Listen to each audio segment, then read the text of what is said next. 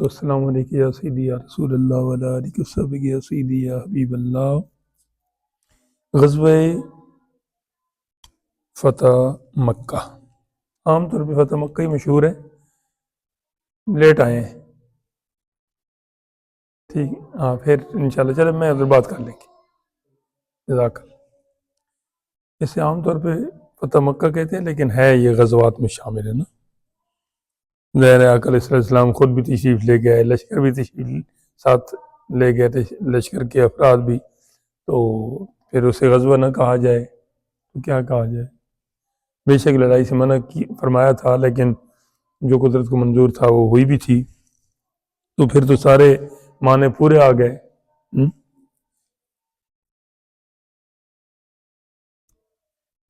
ماہ رمضان میں غزوہ فتح مکہ وقوع میں آیا۔ اس کا سبب یہ تھا کہ قریش نے معاہدہ حدیبیہ توڑ دیا، وہ جو ادھر 6 ہجری میں ہوا تھا نا، بغرض توضیح کا مطلب ہے کہ وضاحت کی غرض سے ہم یہاں کسی قدر تفصیل سے کام لیتے ہیں۔ عبد المطلب بن ہاشم کو ان کے چچا مطلب 7 سال یا 8 سال کی عمر میں مدینہ سے مکہ میں لائے تھے، جیسے کہ آپ پڑھ چکے ہیں، جیسا کہ اس کتاب میں پہلے مذکور ہوا، اور ہاشم کے مکانات پر ان کو قابض کر دیا تھا، یعنی ہاشم آقا علیہ السلام کے پردادا ہیں نا۔ تو جب مطلب نے وفات پائی تو عبد المطلب کی چچا نوفل نے وہ مکانات چھین لیے۔ عبد المطلب نے قریش سے مدد مانگی، قریش نے کہا ہم تو تم دونوں میں دخل نہیں دیتے، یعنی دونوں قریش۔ عبد المطلب نے اپنے ننہال یعنی بنو نجار کو مدینہ میں لکھا، اس لیے ابو سعید بن عدس نجاری 80 سوار لے کر مدد کو آیا۔ جب وہ مکہ میں پہنچا تو نوفل حتیم میں قریش کی ایک جماعت میں بیٹھا ہوا تھا۔ ابو سعید نے وہاں پہنچ کر نوفل کے سر پر تلوار کھینچ لی، کہنے لگا ہمارے بھانجے کے مکانات واپس کرو، ورنہ اس تلوار سے فیصلہ کر دیتا ہوں۔ یہ دیکھ کر نوفل نے قریش کے سامنے مکانات تو واپس کر دیے، مگر اپنی کمزوری کو محسوس کر کے آئندہ کے لیے عبد شمس کے بیٹوں کو بنی ہاشم کے خلاف اپنا حلیف بنا لیا۔ اس پر عبد المطلب نے خزاعہ سے کہا کہ تم بنو نوفل اور بنو عبد شمس کے خلاف میرے حلیف بن جاؤ، یعنی انہوں نے ادھر کر لیا، انہوں نے ادھر کچھ بندوں کو ہائر کر لیا اپنا حلیف۔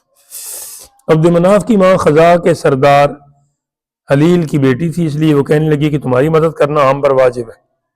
چنانچہ دار الندوہ میں یہ معاہدہ لکھا گیا۔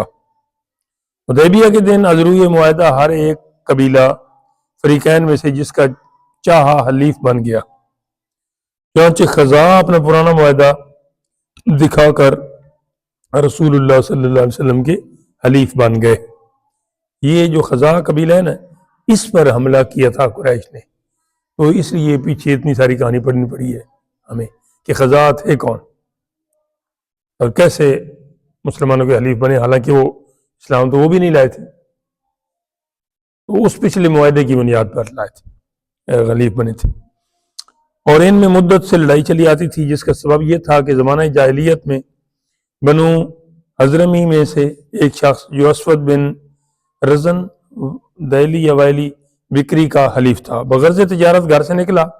جب وہ خزاعہ کے علاقے میں پہنچا تو انہوں نے اسے قتل کر ڈالا اور مال لے لیا۔ اس پر بنو بکر نے خزاعہ کا ایک آدمی قتل کر ڈالا۔ پھر خزاعہ نے بنو اسود یعنی سلمہ و کلثوم و زبیب کو عرفات میں قتل کر ڈالا۔ تو اسی حالت میں اسلام کے ظہور نے عرب کو اپنی طرف متوجہ کر لیا اور وہ لڑائیاں رک گئیں۔ جب صلح حدیبیہ کے سبب سے اسلام و کفر میں لڑائی کا سلسلہ بند ہو گیا تو بنو بکر کی ایک شاخ بنو نفاسہ سمجھے کہ اب انتقام کا وقت ہے، اس لیے نوفل بن معاویہ وائلی بکری بنو نفاسہ کو ساتھ لے کر آب و تیر میں یا آب وطیر میں جو اسفل مکہ من مکہ کی نچلی جانب خزاعہ کے علاقے میں ہے، رات کو حملہ آور ہوئی ہے۔ قریش نے حسب معاہدہ بنو بکر کی مدد کی، چنانچہ صفوان بن امیہ ویتب بن عبدالعزا، اکرمہ بن نبی جہل اور سہیل بن عمر وغیرہ صورتیں بدل بدل کر خزاں سے لڑے۔ یہ سہیل بن عمر وہی تھا جس کا بیٹا ابو جندل تھا، اور یہ اس نے وہ معاہدہ کی لکھائی پہ اعتراض بھی کیا تھا، اور اسی کے ساتھ وہ معاہدہ ہوا بھی تھا، نمائندہ تھا، یہاں تک کہ خزاں نے مجبور ہو کر حرم میں پناہ لی، اور بنو بکر حرم کا احترام ملحوظ رکھ کر رک گئے، یعنی مسجد حرام کا احترام کیا۔ آج بھی ایک مہینہ شروع ہوا ہے حرمت والا، رجب المرجب، رجب شروع ہو گیا، ادھر نہ دیکھو، اس کا کوئی پتہ نہیں ہے، چلے اگر ہو گیا تو سبحان اللہ، تو نہیں ہوا تو ماشاءاللہ شام کو ہو جائے گا، ٹھیک ہے۔ یہ حرمت والا مہینہ ہے، 4 مہینے حرمت والے آپ کو بتائے گئے ہیں، اربعہ حرم، ٹھیک، ایک رجب ہے اور 3 ادھر اکٹھے ہیں، محرم، ذوالحج اور ذوالقعدہ، ٹھیک ہوگی جناب؟ ہاں جی، اچھا، تو انہوں نے لحاظ رکھا، تھے کون؟ بولو، نہیں، مسلمان نہیں تھے، مگر حرم کا احترام کیا۔ آج کے مسلمان مساجد کا احترام چھوڑ بیٹھے، وہ کافر ہو کے پھر بھی شاعر اسلامی کا تقدس ملحوظ رکھ رہے ہیں، اور یہ مسلمان ہو کر وہ ساری چیزوں کے احترام بھول بیٹھے، چادر، چار دیواری اور پتہ نہیں کیا کچھ پامالیاں ہو رہی ہیں، سب دیکھ رہے ہیں، بس اللہ کے عذاب کو دعوت نہیں تو اور کیا ہے۔ یہاں تک کہ خزاں نے مجبور ہو کر حرم میں مکہ میں پناہ لی، بنو بکر حرم کا احترام ملحوظ رکھ کر رک گئے، مگر نوفل نے کہا کہ یہ موقع پھر ہاتھ نہ آئے گا۔ اچھا، اتنی ایسے تھے اس وقت بھی بدبخت، چنانچہ حرم میں خزاں کا خون بہایا گیا۔ تو اب تو صاف صاف یوں کہہ دینا چاہیے کہ کافر اگر حرم کا احترام نہ کرے تو اس پر کوئی گلہ نہیں، لیکن ان مسلمانوں پر، ان کی مسلمانی پر سوال ہے کہ جو مسلمان ہو کر یہ کام نہ کریں۔ وہ ہمارے ایک بزرگ تھے، وہ بڑا مسلمانوں کی آج کل کی حالت پہ، آج سے 40 سال پہلے انہوں نے یہ کہا تھا، یا اس سے بھی پہلے، بزرگوں کی کتاب میں موجود ہے، او مسلمانہ کدھر گئی آج او مسلمانی تیری، کدی تے دین لئی وقف ہوندی سی زندگانی تیری۔ آج کوئی دین کے لیے کرتا ہے؟ سب ہم اپنے لیے کر رہے ہیں، اللہ ماشاء اللہ، کوئی ورلیاں موتی لے تریاں، شاید ہی کوئی ہوگا جس کو اللہ اور اس کے رسول کی رضا کا پاس لحاظ ہے، ورنہ میں اپنے اس تھوڑی سی تجربے میں اور ناقص سی سمجھ میں یہ دیکھ رہا ہوں کہ بہت شاذ ہو گئے، اور اس میڈیا کے دور میں تو اور بھی ہم پر سخت امتحان ہے۔ اللہ تعالیٰ پھر بھی اخلاص کا جذبہ کبھی ہمارے ہاتھ سے نہ جانے دے، یہ دعا کیا کریں۔ یہ بنو خزاں ہے۔ جب بنو بکر و قریش نے وہ عہد توڑ دیا جو ان کے اور رسول اللہ صلی اللہ علیہ وسلم کے درمیان تھا، تو عمر بن سالم خزائی 40 سوار لے کر مدینہ پہنچا۔ اس وقت رسول اللہ صلی اللہ علیہ وسلم مسجد میں اپنے اصحاب میں تشریف رکھتے تھے۔ عمر مذکور حاضر خدمت ہو کر یوں گویا ہوا، یہ دیکھو میں اس کو عمر پڑھ رہا ہوں، اس لیے عمر پڑھ رہا ہوں کہ لفظ عمر کے بعد واو ہو تو عمر پڑھا جاتا ہے، اگر اس کے بعد واو نہ ہو تو پھر کیا پڑھا جاتا ہے؟ عمر۔ تو وہ حاضر خدمت ہوا، اس نے کچھ اپنی عرض کی جس کا مفہوم ترجمہ یہ ہے: اے خدا، میں محمد کو یاد دلاتا ہوں کہ وہ پرانا معاہدہ جو ہمارے باپ اور اس کے باپ یعنی عبد المطلب دادا کے درمیان ہوا تھا، یا رسول اللہ ہماری پوری مدد کیجیے اور خدا کے بندوں کو بلائیے جو ہماری مدد کو آئیں۔ قریش نے آپ سے وعدہ کے خلاف کیا اور آپ کا محکم معاہدہ توڑ ڈالا، یعنی پکا وعدہ۔ انہوں نے وتیر میں ہم پر بحالت خواب حملہ کیا، ہم سو رہے تھے، راتوں کو حملہ کرنا کافروں کا کام ہے، اور ہمیں رکوع و سجدے کی حالت میں قتل کر ڈالا۔ اچھا،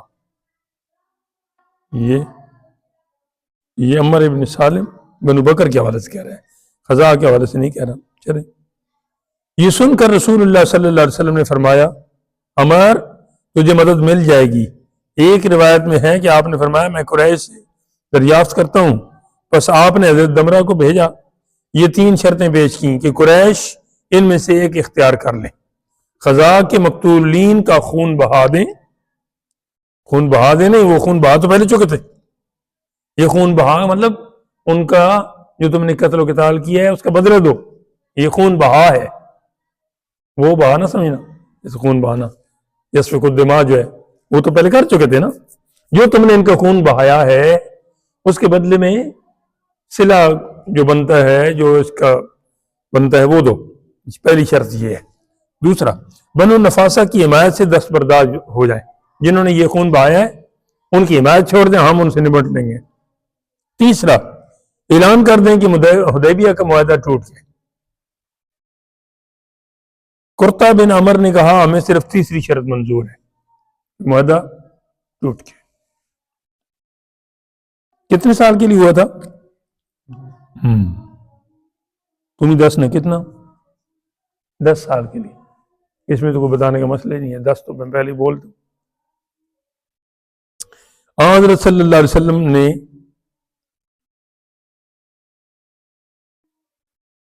ان پر حملہ کی پوشیدہ تیاری شروع کر دی، ٹھیک ہے، ادھر لفظ ایک رہ گیا ہے جس کی وجہ سے یہ مسئلہ۔ حضرت حاطب بن ابی بلتا لحمی، ان کو ادھر وہ ایک بادشاہ کی طرف بھیجا تھا خط مبارک دے کے نا، تو میں نے آپ کو بتایا تھا کہ ان کے بارے میں ایک اور بھی بات مشہور ہے، اس دن میں نے روک لی تھی، آج آ گئی ہے۔ کون؟ حاطب بن ابی بلتا، ٹھیک ہے، یہ غالباً سورہ ممتحنہ کی پہلی آیت میں نا کی تفسیر میں بھی یہ بات آپ کو یہ واقعہ مل جائے گا۔ خیر، حاطب بن ابی بلتا لحمی نے جو بنو اسد بن عبدالعزیٰ کے حلیف تھے، بنو ہاشم کی کنیز سارا کے ہاتھ قریش کو ایک خط لکھ بھیجا جس میں اس جنگی تیاریوں کا حال درج تھا، کیونکہ آقا علیہ السلام کی جو حرکات سکنات مبارک تھیں نا ان دنوں میں، تو یہ پرانے صحابی تھے تو ان کو تو پھر اندازہ ہو جاتا تھا کہ اب جنگ کی تیاری ہو رہی ہے یہ کیا۔ ہم جب ادھر ہمارے بزرگ کوئی خفا ہوتے ہیں نا کسی پر، تو ہم ان کو دیکھ لیتے کہ اب ان کے تیور بتا رہے ہیں کہ اب کچھ پھٹنے والا ہے، وہ کبھی ادھر جاتے ہیں کبھی ادھر جاتے ہیں، جس سے ہمیں لگتا تھا کہ اب یہ ڈنڈا ڈھونڈ رہے ہیں، اور پھر ہوتا بھی ایسا تھا تاکہ وہ درمیان میں پھر مسئلہ نہ بنے چھوٹی تو بہرحال انہوں نے خط لکھ کے دیا جناب ایک عورت کو جو بنو ہاشم کی کنیز تھی، سارا اس کا نام تھا، قریش کی طرف خط لکھا جس میں اس جنگی تیاریوں کا حال درج تھا۔ سارا نے وہ خط اپنے سر کے بالوں میں چھپا لیا، بڑے بال ہوتے ہیں میڈیا سے بنا کے تو اندر، اور روانہ ہوئی۔ اللہ تعالیٰ نے رسول اللہ صلی اللہ علیہ وسلم کو اس معاملہ کی خبر دے دی، تو آپ نے حضرت علی، حضرت زبیر اور حضرت مقداد بن اسود وہی ہیں جو ادھر بدر کی لڑائی سے پہلے وہ خطاب جنہوں نے فرمایا تھا کہ ہم موسیٰ علیہ السلام کے ماننے والوں کی طرح نہیں ہے کہ جو کہیں کہ آپ اور آپ کا خدا لڑے، ہم آپ پر جان نچھاور کریں گے۔ یہ مقداد بن اسود تھے، یہاں پہ بھی ان سے کام لیا گیا۔ اور دوسرے حضرت مولا علی پاک، اور تیسرے حضرت زبیر، یہ حضور علیہ السلام کے ایک پھوپھی زاد ہیں اور ایک آپ کے حضرت علی کیا لگتے ہیں؟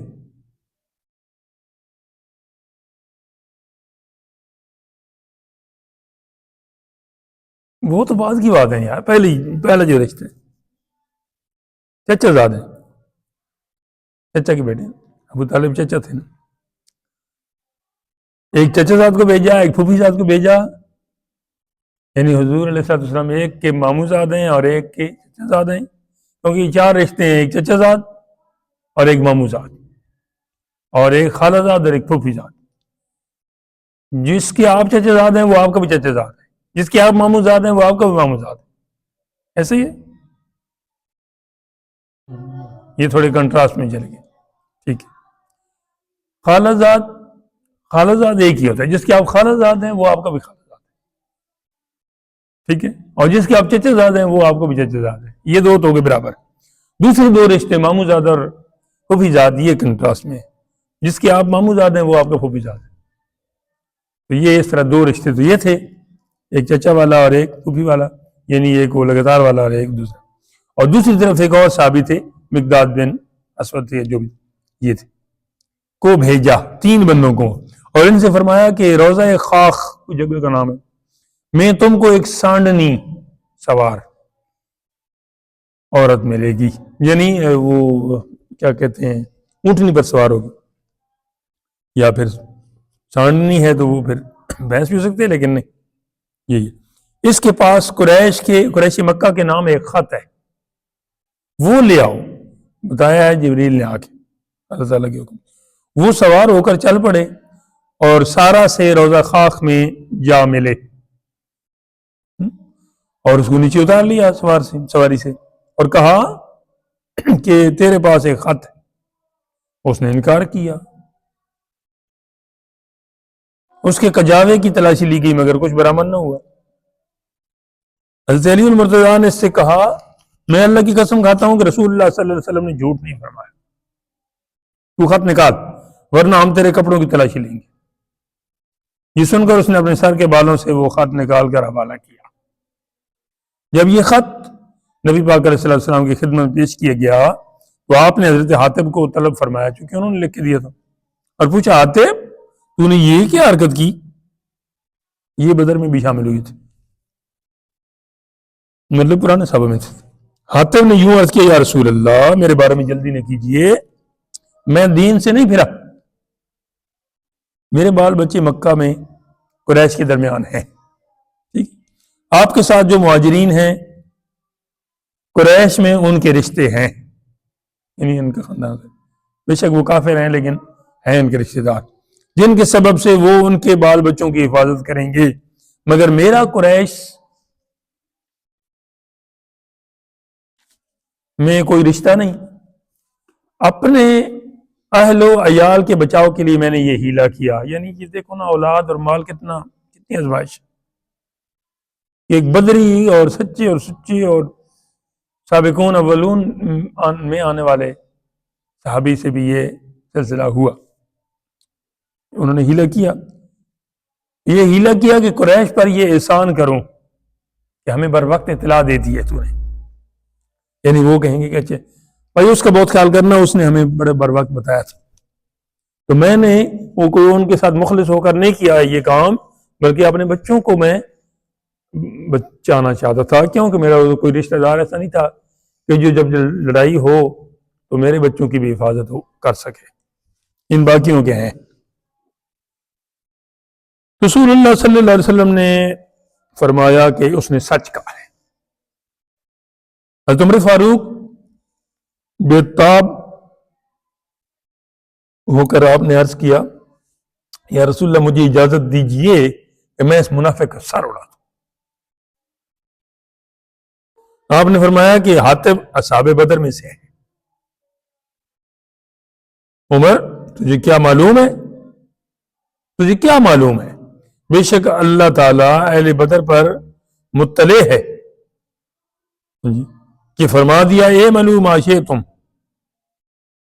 فقط غفرت لکم، اور کما قال رسول اللہ صلی اللہ علیہ وسلم، کہ جس کا مطلب یہ ہے کہ تم اب جو بھی کرو، بدر میں جو لوگ شامل ہوئے تھے صحابہ پاک رضوان اللہ علیہم اجمعین میں سے جو شہید ہو گئے 14 وہ تو چلے شہید ہو گئے، جو باقی بچے تھے ان کے بارے میں فرمایا تھا میرے حبیب علیہ السلام کی زبانی کہ اہل بدر جو ادھر شریک ہوئے تھے بدر میں، اے حبیب یہ جو آپ کے غلام ہیں اب یہ جو بھی کریں ان کو معاف ہے، مطلب یہ تھا کہ انہوں نے کوئی ایسا کرنا ہی کچھ نہیں، انہیں اللہ تعالیٰ محفوظ رکھے گا۔ ویسے تو ہم سب صحابہ کے بارے میں یہ ہمارا نظریہ ہے کہ محفوظ ہیں، انبیاء اور فرشتے معصوم اور صحابہ پاک سارے محفوظ، بلکہ ان کے بارے میں یہ بھی فرمایا غرض باوجود ایسے سنگین جرم کے آپ نے حضرت حاتب کو معاف فرما دیا۔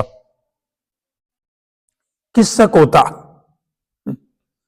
کا معنی ہے چھوٹا، یعنی مختصر بات کرتے ہی، ٹھیک ہے۔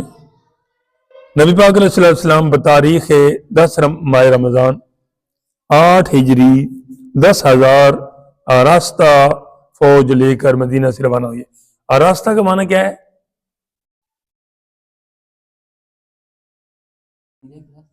جی؟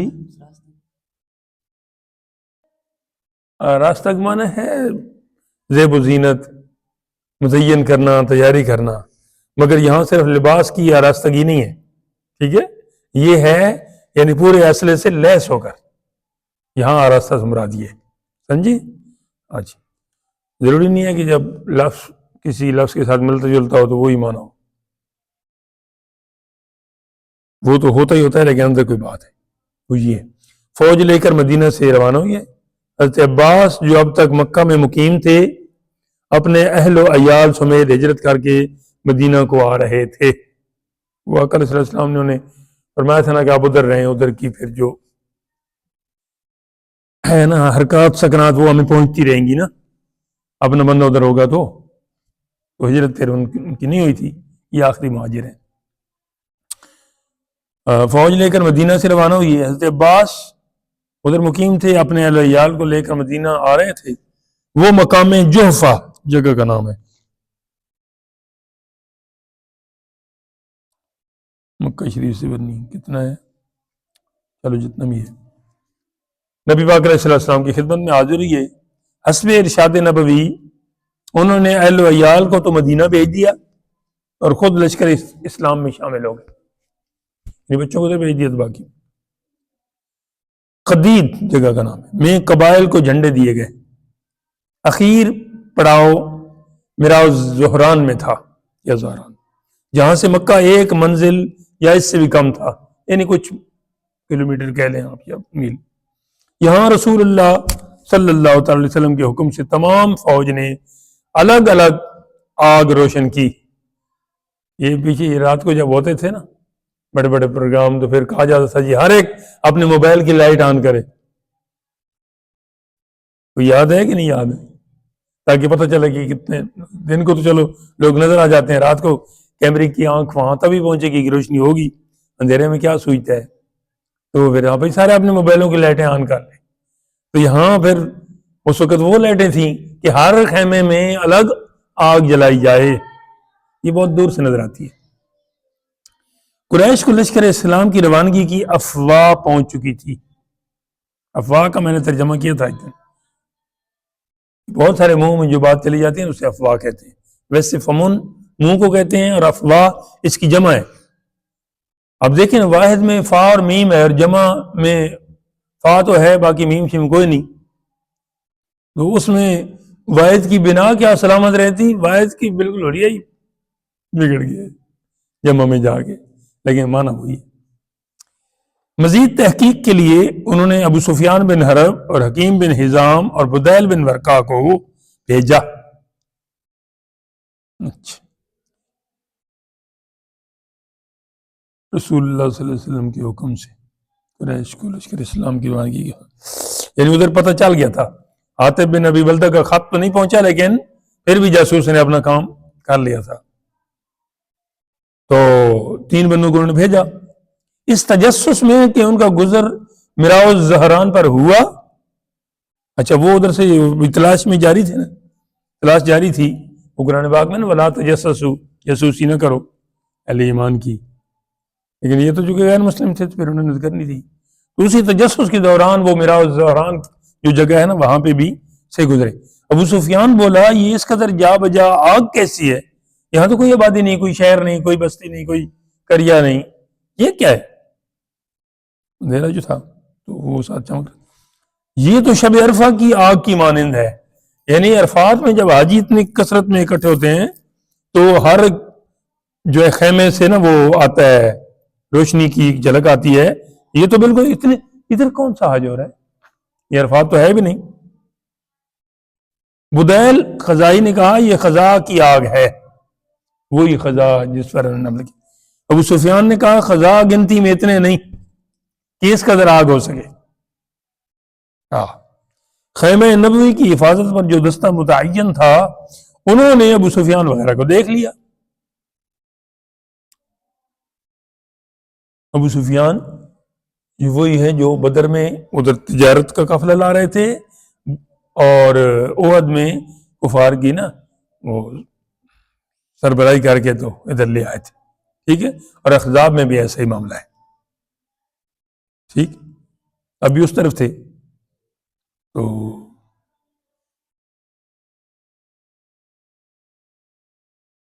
اور ابو سفیان کو دیکھ کر پکڑ کر رسول اللہ صلی اللہ علیہ وسلم کی خدمت میں لے گئے۔ ابو سفیان ایمان لائے، آئے تھے ان کی جاسوسی کرنے کے لیے، لیکن آگے اللہ تعالیٰ نے یہ دولت دے دی۔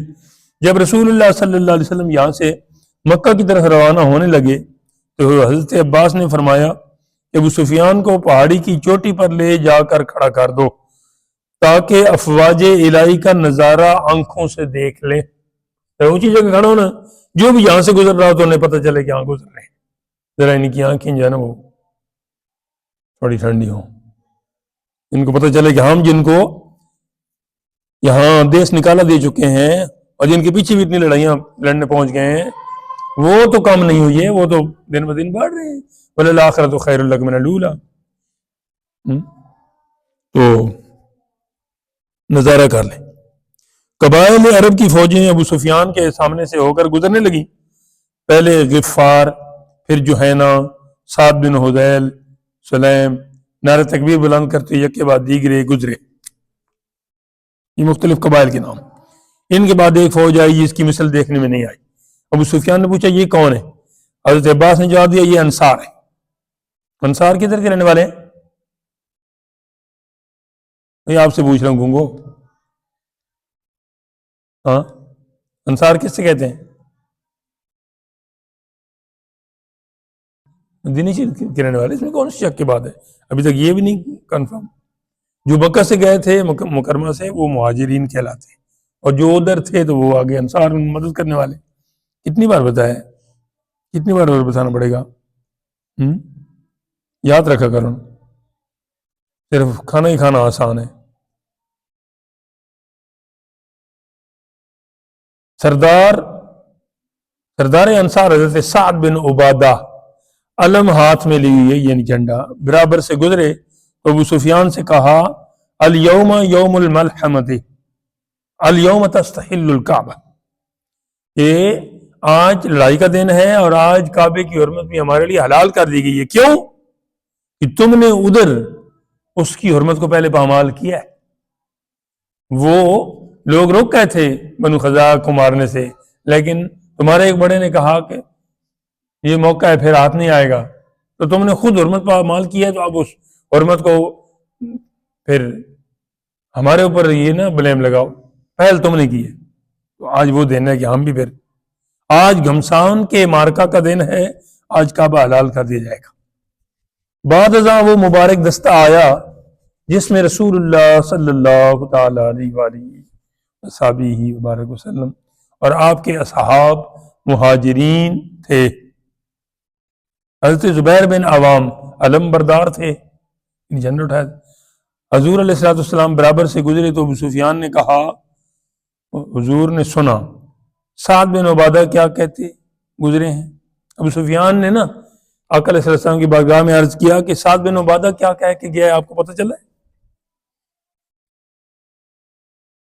آپ نے فرمایا سعد نے غلط کہا، آج کعبہ کی عزت کی جائے گی اور غلاف چڑھایا جائے گا۔ پھر حکم دیا کہ علم سعد سے لے کر اس کے صاحبزادے قیس کو دے دیا جائے، یعنی سعد نے چونکہ یہ بات کی ہے اور یہ بات ٹھیک نہیں ہے، لہذا ایک عتاب کے طور پہ ان سے جھنڈا لے لیا گیا۔ لیکن مزے کی بات کہ ان کو وہ بات جو سمجھانی تھی وہ بھی سمجھا دی گئی اور دیا بھی ان کے بیٹے کو، کہ ان کو یہ بھی نہ رہے کہ ہمارے انسلٹ ہوئی۔ نبی پاک علیہ الصلوۃ والسلام مکہ میں حصہ بالائی کی طرف سے داخل ہوئی اور اعلان کر دیا گیا کہ جو شخص ہتھیار ڈال دے گا یا ابو سفیان کے گھر میں پناہ لے گا یا مسجد میں داخل ہوگا یا دروازہ بند کر لے گا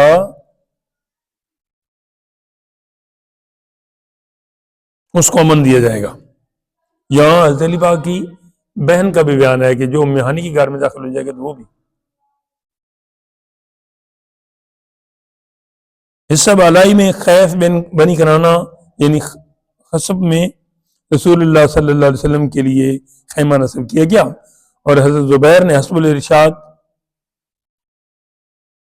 محسب کی حد یعنی ہجون کی پہاڑی پر علم کھڑا کر دیا، جہاں حکم تھا وہاں کر دیا۔ نبی پاک علیہ السلام نے حضرت خالد بن ولید کو حکم دیا کہ قبائل عرب کے ساتھ پائین شہر کی طرف یعنی نیچے کی طرف سے داخل ہوں، خود تو بلائی طرف سے آئے تھے، اور ادھر سے داخل ہوں اور صفا میں ہم سے آ ملیں۔ وہ جو صفا مروہ پہاڑیاں ہیں نا، تو صفا کے قریب ہوگا نا وہ دروازہ، تو ادھر سے آپ پھر ہمارے لشکر میں پھر دوبارہ شامل ہو جانا۔ آپ نے داخل اس دروازے سے نہیں ہونا، ادھر سے ہونا ہے، اور کسی سے جنگ نہ کریں۔ یہ کس کو فرمایا؟ خالد بن ولید کو، آقا علیہ السلام نے۔ اچھا، مگر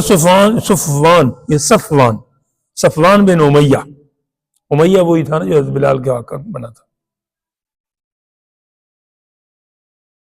اکرمہ بن ابی جہل اور سہیل ابن عمر قریش کی ایک جماعت ساتھ لے کر جندمہ میں سد راہ ہوئے۔ سد راہ مطلب راستہ روکا، راستے کی رکاوٹ بنے، اور حضرت خالد کی فوج پر تیر برسانے لگے۔ چنانچہ حضرت حیش بن اشر اور قز بن جابر فاری نے شہادت پائی ان کے تیروں کی وجہ سے۔ حضرت خالد نے مجبور ہو کر، یہ صحیح کر لو، ان پر حملہ کر دیا یا کیا۔ وہ 13 یا زیادہ لاشیں چھوڑ کر گھروں کو بھاگ گئے، اور بعض پہاڑی پر چڑھ گئے۔ نبی پاک علیہ السلام نے جو تلواروں کی چمک دیکھی تو پوچھا کہ یہ جنگ کیسی ہے؟ یعنی آپ نے منع فرمایا تھا۔ عرض کیا گیا کہ شاید مشرکین نے پیش دستی کی ہے، یعنی انہوں نے پہل کی تھی، جس کی وجہ سے خالد کو لڑنا پڑا۔ بعد ازاں رسول اللہ صلی اللہ علیہ وسلم نے خالد سے بعض پرس کی، ٹھیک ہے، پرس مانا پوچھنا، تو انہوں نے عرض کیا کہ ابتدا مشرکین کی طرف سے تھی۔ میرے آقا علیہ السلام نے جواب میں فرمایا کہ قضائے الہی بہتر ہے، جو اللہ کا فیصلہ ہے، جو ہونا ہوتا ہے وہ ہو کے رہتا ہے۔ مدعی لاکھ برا چاہے کیا ہوتا ہے، وہی ہوتا ہے جو منظور خدا ہوتا ہے۔ آن صلی اللہ تعالی علیہ وسلم نے خیمہ میں ذرا آرام فرمایا، پھر غسل فرمایا، اور ہتھیاروں سے سج کر ناقہ یعنی اونٹنی جو آپ کی مبارک تھی، قصوہ، اس پر سوار ہوئی، اور اپنے غلام کے لڑکے، غلام تھے زید بن حارثہ، لڑکے ان کے اسامہ بن زید، اپنے پیچھے سوار کر لیا۔ کوکب نبوی یہ اس کا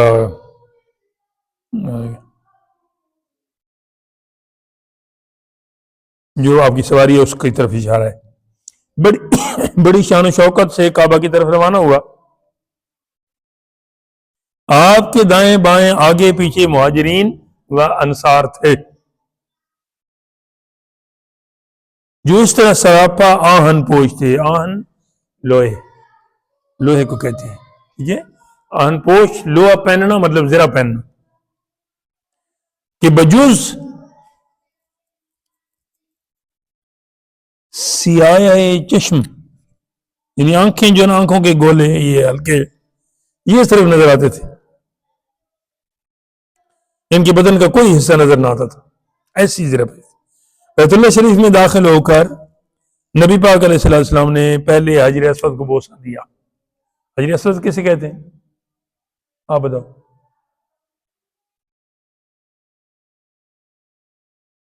حجر کیسے کہتے ہیں؟ پتھر کو۔ اسود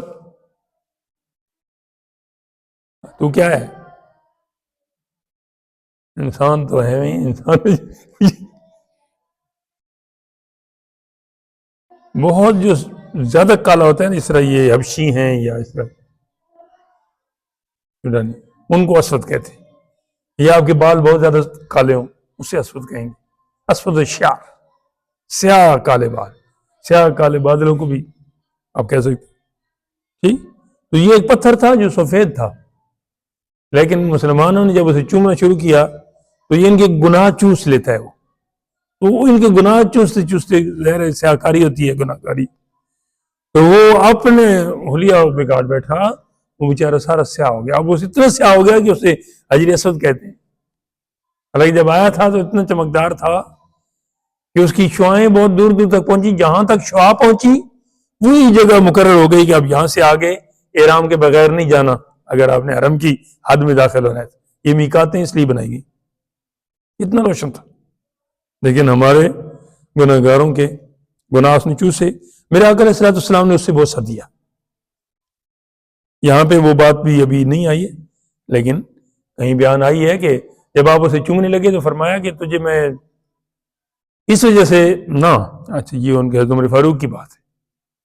حضرت عمر فاروق نے ایک دن ایسے نا بوسہ دینے لگے تو فرمایا کہ حجر اسود، بے شک تو کعبہ کی دیوار میں جنت سے آیا ہے، بڑا وہ تیرا مقام ہے سارا کوئی، مگر میں تجھے صرف اس لیے چوم رہا ہوں کہ میں نے اپنے آقا علیہ السلام کو تجھے چومتے دیکھا تھا۔ تو وہ جو آقا علیہ السلام کو چومتے انہوں نے دیکھا تھا، ان میں سے ایک بار یہ بھی تھی۔ پھر اپنی ناکہ پر طواف کیا، یعنی سواری پر چڑھ بیت اللہ کے گرد اور اوپر 360 بت تھے، اندر بھی ہوں گے اوپر بھی تھے سائڈوں پہ بھی، جن کے سبب سے وہ خانہ خدا بت خانہ بنا ہوا تھا۔ خانہ کا معنی کیا ہوتا ہے؟ سوچ کے بول دیتے ہیں۔ خانہ کہتے ہیں باورچی خانہ، کیا مطلب ہوتا ہے؟ بالا خانہ، خانہ کہتے ہیں گھر کو، دولت خانہ ایسے، بت خانہ، ٹھیک ہے، خانہ خدا، خانہ کا بنا ہوا ہے خانوں۔ آپ کے دست مبارک میں ایک لکڑی تھی، اس سے آپ ایک ایک بت کو ٹھوکر مارتے جاتے تھے اور یہ پڑھتے جاتے تھے، جا الحق وزہق الباطل ان الباطل کان زہوقا، سچ آ گیا اور باطل مٹ گیا، بے شک باطل مٹنے والا ہے۔ جا الحق وما یبدی الباطل وما یعید، سچ آ گیا اور باطل نہ پہلی بار پیدا کرتا ہے اور نہ دوبارہ، سچ آ گیا اور باطل نہ پہلی بار پیدا کرتا ہے اور نہ دوبارہ کرتا ہے۔ یہ کیا مطلب جی؟ جا الحق وما یبدی الباطل، سچ آ گیا، جا الحق ہو گیا، وما یبدی الباطل وما یعید، اور باطل نہ پہلی بار پیدا کرتا ہے اور نہ دوبارہ کرتا ہے، یعنی ساری پیدائش اللہ تعالیٰ کی ہے۔ اور منہ کے بل گرتے جاتے تھے وہ نا بت، چنانچہ اس طرح بیت اللہ شریف بتوں سے پاک ہو گیا۔ تو آپ صلی اللہ تعالی وسلم نے حضرت عثمان بن طلحہ سے کنجی لے کر دروازہ کھولا، اندر داخل ہوئے تو حضرت ابراہیم و حضرت اسماعیل کے مجسمے نظر آئے، شبیہیں بنائی ہوئی تھی انہوں نے، جن کے ہاتھوں میں جوا کھیلنے کے تیر دی ہوئے تھے، کمینوں۔ آپ نے فرمایا خدا ان کو غارت کرے، یعنی جلا دے ان کو جنہوں نے یہ بنایا۔ ایسا کیا، اللہ کی قسم ان دونوں نے کبھی تیروں سے جوا نہیں کھیلا۔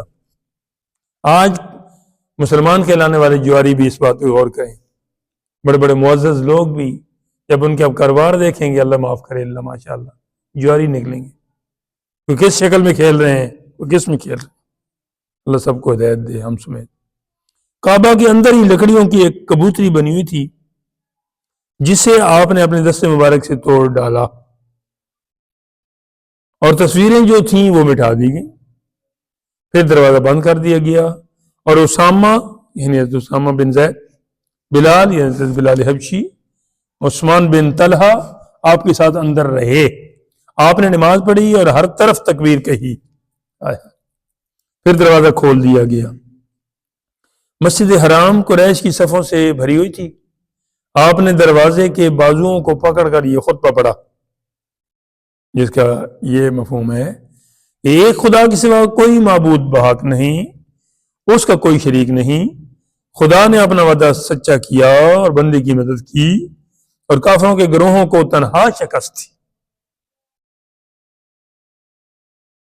آگاہ ہو کہ تم مفاخر، اچھا تمام مفاخر، وہ جو ایک قبیلوں کے اوپر لوگ فخر کرتے تھے نا، یا خون یا مال ہر قسم کا سوائے کعبہ کی تولیت اور حاجیوں کی شکایت، یعنی ایک تو جو کعبۃ اللہ کی حفاظت کا جو مطلب ولی بنے ہیں وہ، اور حاجیوں کو پانی پلانا شکایت کی کہ میرے ان 2 قدموں کے نیچے ہیں۔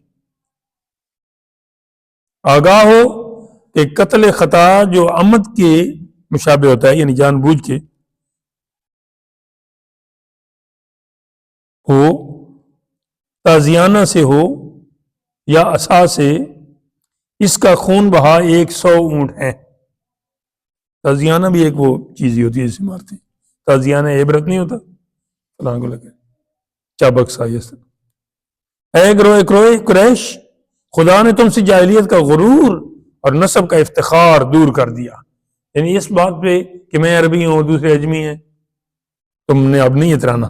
تمام لوگ آدم کی اولاد سے ہیں، آدم مٹی سے پیدا کی، بس۔ سب سے زیادہ یہ قرآن پاک نے بھی اس کو یوں بیان کیا، بلکہ آگے آ رہا ہے، میں کیوں کہوں، اللہ تعالیٰ خود پوری آیت فرما۔ پھر یہ آیت تلاوت فرمائی میرے آقا علیہ السلام نے، یا ایھا الناس، اے لوگو، انا خلقناکم، بے شک اللہ تعالیٰ فرماتا ہے کہ ہم نے تمہیں پیدا کیا۔ چلو پھر پوری پڑھتے ہیں۔ پھر انا خلقناکم من ذکر و انثی وجعلناکم شعوبا وقبائل لتعارفوا ان اکرمکم عند اللہ اتقاکم ان اللہ علیم خبیر۔ اے لوگو، ہم نے تم کو ایک مرد اور عورت یعنی آدم و حوا سے پیدا کیا اور تم کو کنبے اور قبیلے بنایا تاکہ ایک دوسرے کو پہچانو۔ بے شک تم میں اللہ کے نزدیک زیادہ بزرگ وہ ہے جو زیادہ پرہیزگار ہے، یعنی خاندانی طور پہ بزرگ اصل چیز نہیں، اصل چیز ہے ایمان، پھر ہے تقوی، پھر اس کے بعد اللہ تعالیٰ نے اگر خاندانی طور پہ کسی کو اوپر کیا ہے تو وہ ٹھیک ہے، قبیلے بنایا تاکہ ایک دوسرے کو پہچانو۔ اصل ان کی قبیلے بنانے کی ضرورت جو منشا ہے وہ یہ تھی کہ پہچان ہو سکے۔ بے شک تم میں اللہ کے نزدیک زیادہ بزرگ وہ ہے جو زیادہ پرہیزگار ہے، تحقیق اللہ جاننے والا خبردار ہے، ان اللہ علیم خبیر۔ خطبہ کے بعد آپ قریش کی طرف متوجہ ہوئی ہے جن سے مسجد بھری ہوئی تھی۔ اعلان دعوت سے اب تک 17.5 برس میں قریش نے آپ سے اور آپ کے اصحاب سے جو سلوک روا رکھے وہ ان سب کے پیش نظر تھے، وہ سب ان کے پیش نظر تھے، انہیں پتہ تھا کہ ہم نے یہ کیا، بندے کو پتہ ہوتا ہے، اور خوف زدہ اس انتظار میں تھے کہ دیکھیے کیا سلوک کیا جاتا ہے۔ پھر ہو گیا جی، نبی پاک علیہ السلام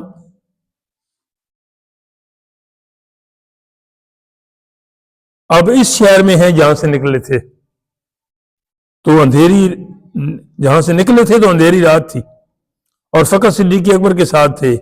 آج آپ داخل ہوتے ہیں تو 10,000 جان نثار، جان نثار کا معنی ہے جان قربان کرنے والے آپ پر، اور بدلہ لینے پر پوری قدرت حاصل ہے۔ بہی ہما، یعنی اس موقع پہ آپ نے یوں خطاب فرمایا، گروہ قریش، تم اپنے گمان میں مجھ سے کیسے سلوک کی توقع رکھتے ہو؟ یعنی آپ نے فرمایا کہ تم نے کل میرے ساتھ کون سی ایسی جاتی ہے جو میرے اور میرے ساتھیوں کے ساتھ روا نہیں رکھی، لیکن مجھے بتاؤ میرے بارے میں تمہارا کیا خیال ہے، میں آج اس کا بدلہ تمہیں کیا دوں گا؟ تم نے تو وہ کیا میرے بارے میں۔ وہ بولے خیرن اخن کریم و ابن اخن کریم، نیکی کی توقع رکھتے ہیں آپ شریف بھائی اور شریف برادر زادہ ہیں، یعنی بھائی کے بیٹے۔ یہ سن کر حضور رحمت اللہ عالمین صلی اللہ علیہ وسلم نے فرمایا لا تثریب علیکم اليوم اذهبوا فانتم الطلقاء، آج تم پر کوئی الزام نہیں، جاؤ تم آزاد ہو۔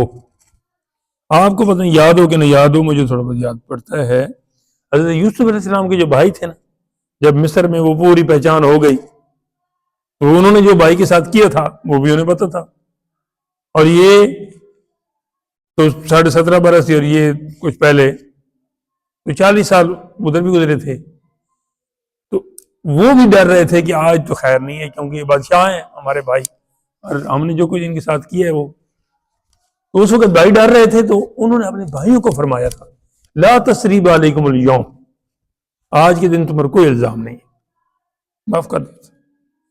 انہوں نے اپنے سگے بھائیوں کو، مطلب باپ کی طرف سے سگے تھے نا، تو معاف کر دیا، لیکن جو سارے نبیوں کے سردار ہیں وہ سارے اہل مکہ کو معاف فرما رہے ہیں، بھائی تو آپ کا حقیقی تو ہے ہی کوئی نہیں نا، دو بھائی ہیں، حضرت امیر حمزہ ہیں اور بھی چلو کوئی بہنیں بھی ہوں گی اس طرح، لیکن بھائی کو چچے زاد یا وہ تو پھر آگے کی بات ہے۔ خیر، اعلان اف کے بعد یا معافی، نبی پاک علیہ السلام مسجد حرام میں بیٹھ گئے اور بیت اللہ شریف کی چابی آپ کے دست مبارک میں تھی۔ حضرت علی حضرت عباس میں سے ہر ایک نے عرض کیا کہ کنجی ہمیں عنایت ہو، عباس چچا ہیں اور حضرت علی چچا زاد ہیں بھائی، مگر آپ نے حضرت عثمان بن طلحہ بن ابی طلحہ کو عطا فرمائی، جن سے لی تھی انہی کو دوبارہ عطا فرمائی۔ پہل جب ہجرت وغیرہ اور یہ اعلان نبوت وغیرہ نہیں ہوا تھا، یا بالکل ابتدا کی بات ہے، ان دنوں میں ایک دن آقا علیہ السلام نے چابی مانگی تھی، انہوں نے نہیں دی، ظاہر ہے اس وقت وہ اور کنڈیشن تھی، تو اس وقت بھی آقا علیہ السلام نے اس نے فرما دیا تھا کہ ایک وقت آئے گا کہ یہ چابی اب تو تیرے ہاتھ میں، تو میرے ہاتھ میں نہیں دیتا، اس وقت میرے ہاتھ میں ہوگی۔ اور بھی کچھ باتیں کی تھی، ارشاد فرمائے تھے، مطلب یہ آج وہ دن آ چکا ہے، آپ نے آج ان سے مانگی تو آج تو انہوں نے دینی تھی، ان کی ضرورت نہیں تھی کہ نہ دیتے، لیکن واپسی کی جب بات آئی تو حضرت علی پاک نے کہا کہ مجھے دیں، حضرت عباس نے کہا مجھے دیں، ایک چچا ہے، ایک چچا کا بیٹا ہے، لیکن آپ نے عثمان بن ابی طلحہ کو ہی دی جن سے لی تھی۔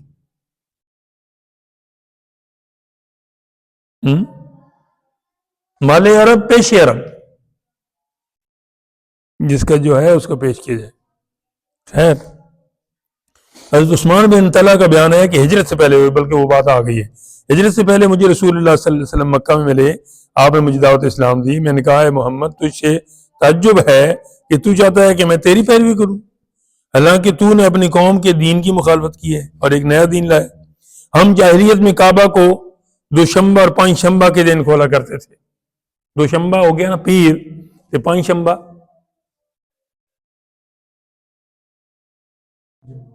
نہیں، جمعرات۔ ایک دن رسول اللہ صلی اللہ علیہ وسلم لوگوں کے ساتھ کعبہ میں داخل ہونے کے ارادے سے آئے، میں نے آپ سے درست کلامی کی، درست کلامی مطلب سخت بات، اور آپ کو برا لگا، مگر آپ نے درگزر کیا اور فرمایا عثمان تو یقیناً عنقریب ایک دن اس کنجی کو میرے ہاتھ میں دیکھے گا کہ جہاں چاہوں رکھ دوں، آج تو اس چابی بھی بڑا۔ میں نے کہا اس دن بے شک قریش ہلاک ہو جائیں گے، یعنی آپ کے پاس سے اب چابی آ گئی تو قریش تو پھر ہلاک ہو گئے، یعنی ان کی کوئی عزت نہیں رہے گی اور ذلیل ہو جائیں گے۔ اس پر آپ نے فرمایا بلکہ زندہ رہیں گے اور عزت پائیں گے، یہ تیری سوچ ہے۔ اور کعبہ میں داخل ہوئی ہے، آپ کعبہ میں داخل ہوئی، آپ کے اس ارشاد نے مجھ پر اثر کیا، میں نے گمان کیا کہ جیسا آپ نے مجھ سے فرمایا عنقریب ویسا ہی ہو جائے گا، دل نے میری گواہی تھی اور ارادہ کیا کہ مسلمان ہو جاؤں، مگر میری قوم مجھ سے نہایت درست کلامی کرنے لگی۔ جب فتح مکہ کا دن آیا تو آپ نے مجھ سے فرمایا عثمان کنجیلا چابی لا، آپ نے چابی مجھ سے لے لی، پھر وہی چابی مجھے دے دی اور فرمایا لو یہ پہلے سے تمہاری ہے اور تمہاری ہی پاس ہمیشہ رہے گی، ظالم کے سوا اسے کوئی تم سے نہ چھینے گا۔ کہا جاتا ہے کہ ابھی بھی انہی کے خاندان میں آ رہی ہے اس وقت، لیکن کوئی ظالم آنے والا ہے جو یہ کرے گا، کیونکہ آقا علیہ السلام نے فرمایا عثمان، اللہ نے تم کو اپنے گھر کا امین بنایا ہے، بس اس گھر کی خدمت کے سبب سے جو کچھ تجھے ملے اس دستور عرشی کے موافق کھاؤ، یعنی جس طرح اللہ کا حکم ہے۔ جب میں نے پیٹھ پھیری، آپ نے مجھے پکارا، میں پھر حاضر ہوا، فرمایا کیا وہ بات نہ ہوئی جو میں نے تجھ سے کہی تھی؟ وہ تمہیں یاد ہو کہ نہ یاد ہو؟ اس پر مجھے ہجرت سے پہلے مکہ میں آپ کا وہ قول یاد آ گیا۔ میں نے عرض کیا ہاں وہ بات ہو گئی، میں گواہی دیتا ہوں کہ آپ اللہ کے رسول ہیں۔ اس حدیث میں 3 پیش گوئیاں ہیں، وہ تینوں پوری ہو گئی۔ اس سے آگے انشاءاللہ اگلے پیریڈ میں اللہ تعالیٰ آپ سب کو سلامت رکھے، آپ کو جزائے خیر دے اور عمل کی توفیق دے۔ السلام علیکم ورحمۃ اللہ 50